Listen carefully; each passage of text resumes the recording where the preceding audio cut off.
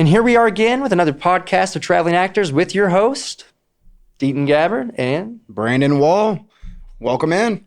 Welcome again. And now we're in studio. Yeah, so that's a change. Yeah, right? It looks a little different. Yeah. One of two ways. One, the last time it was just audio, so now we actually have video footage. And two, we're not in a car this time. Yeah, now we're not like facing near death. Because I remember I was like listening to the old podcast, and there's literally a part where I'm like, if this car doesn't, hit us, and you can hear it running by us. Well, because we had to, we loved up too. Yeah. And it wasn't working, so you had to put it like in the middle of the console. Yeah. So we're getting a little bit more professional with this. Yeah. So kind of I want you to explain to us what we have in store for them this season. Yeah. So, basically what happened was me and Brandon, after talking about it, and honestly with the strike, I'm sure that everyone was starving for some sort of content, creativity, creative outlet. And we started listening to the podcast again. We're like, this actually was a good thing. I feel like we got very vulnerable on it. We were very open.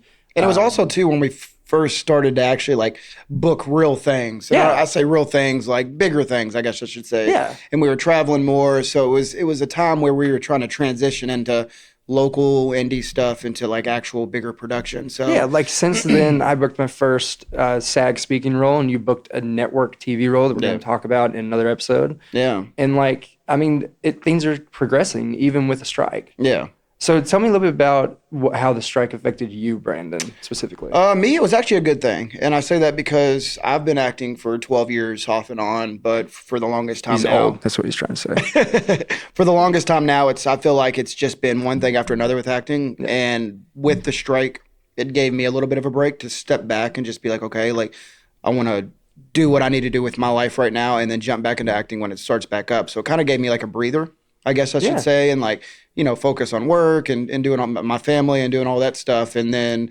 when it kicked back up, that's when I ended up booking that role as soon as it started back up. So it really did give me some time to focus on myself and figure out who I am as a person, as an actor, and all that other good stuff. So it helped me out a lot. What about you? Yeah, and just going on what you were saying, it's important to take that break sometimes. Yeah.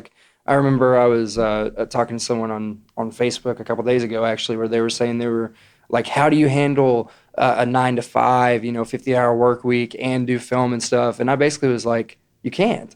No. If you're in survival mode, then you can't be creative. Yeah. That's just the truth. And it's cool too, though, because it is, if you look at it working a 9 to 5, and we're both bartenders, so we both have odd schedules, odd hours. Yeah. But looking at working a 9 to 5 and then being like, oh man, I got to hurry home, do this audition. And then tomorrow this audition's due. It really is a grind, but there is a feeling in it's a feeling that you can't describe. It's amazing. Yeah. You're always doing something, whether you're working or trying to get this gig, but you're working for a purpose.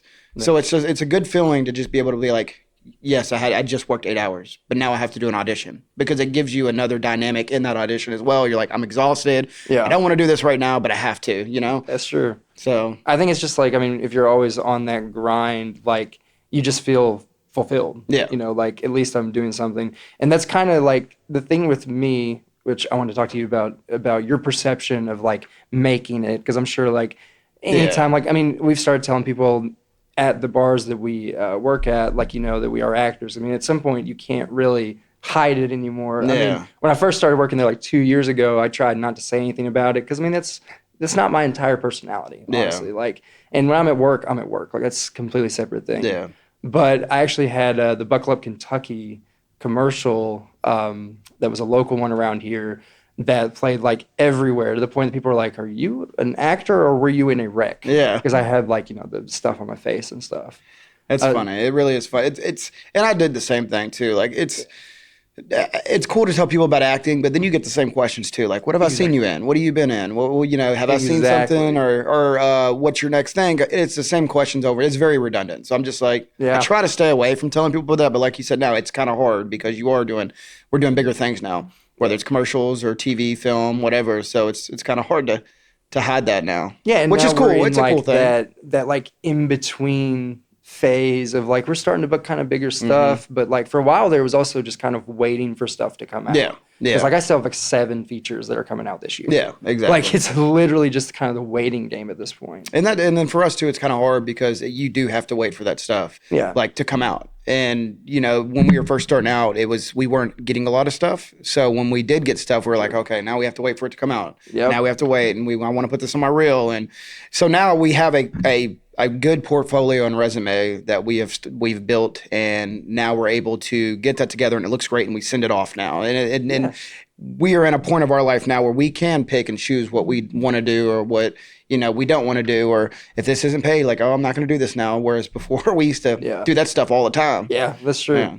That's so true. Now we're being super picky with what we are approached with. And it's not even like, I mean, I think at some level you kind of get this, am I being an asshole about it? You know, like, am I being too pretentious? But I mean, you have to protect your career. You have to protect your brand. Yeah, and it's not, and it never comes down to that either. I feel like, because I'm not one to say, oh, I'm, you know, that's beneath me, because I would never say that. It's just, I look at stuff like, is this going to, my acting teacher used to tell me all the time, this resonated within me. You never want to make lateral moves, obviously, or just horizontal moves. You always want to, always want to do something that's going to further your career. So if I'm doing stuff that's not really helping me, then I'm just kind of doing it for no reason. So that's why I'm very selective about what I do, whether I look up the DP or if I look at the quality work, producers, whatever. Like, I'm very like, this is what I want to do. This is not what I want to do. You know? Those are my first questions as well. Yeah. Who's the DP? Yeah. Who's doing sound? That's one of my, like, you kind of had to learn as you go, but like, sound is super important. And that's, again, you can see the difference between, if you go back to our old episodes, the difference between a little lav mic in between us and an actual professional studio set. And you can see the difference there. Yeah. So just to kind of go on what you were saying, like, again, we get the same exact questions. It's also kind of a reason we did this podcast, I feel like, because now when people are like, I really like talking to you about this, I want to like learn more, I'm like, we have a podcast. Yeah. If you like listening to me talk, you got 2 seasons of it. We got more coming out. But like, what exactly is your perception of like making it, I guess?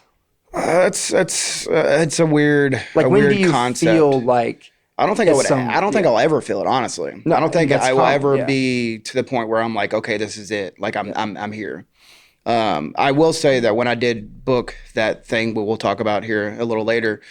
You can say it. When I booked it, no, I want to wait. We'll build up the suspense for that. But when I booked it, I said, you know, I was like, here I am now. Like, this is it. But I meant this is it. Like, this is my first big thing. Not like this is it. I made it, you know? Yeah. So I don't think there will ever be a point.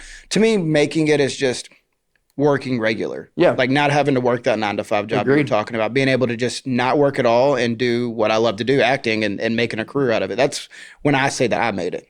Yeah. So, like, I've told people, like, I've lost that, you know, fantasy of, oh, you're going to become an overnight success or whatever. Yeah. I mean, who doesn't have those delusions when you first start out? Yeah. But, like, I really do believe, and I quote this all the time on social media, is that it takes 10 years to become an overnight success. Right. And, like, I'm on year 7. You said you've done it for 12 years. Yeah. I'm on year 7 with a pandemic and a strike. Yeah. Doing pretty good, I feel like. Yeah, you know? Yeah. But I agree with you. Like, definitely, like, my next step is I want to book, like, a co-star, like a network co-star. Yeah. And then I feel like that will open doors. Like, I've gotten so close. That's another thing I wanted to talk about, too, in a future episode, is just, like, everyone talks about the wins. Everyone talks about the no's, but no one talks about the almost, like, I just got pinned, and we'll explain what that is later, and then you get released. Like, those can hurt even worse than just flat out rejection, honestly, because you got so close. Yeah. But yeah, we've got a lot in store for this podcast, for this season of Podcast Traveling Actors. I'm excited. I'm super excited to knock this out, and then we will have some guests on here as well now. Yep. That's one thing we didn't have in the last season is guests, so we'll have about at least 4 or 5 people come on this season, and if not more. So yeah. So it'll be fun, man. I'm excited. I'm excited to be in here, and I'm ready to get this stuff kicking. Me too, man. So stay tuned for more podcasts of Traveling Actors. Thank you.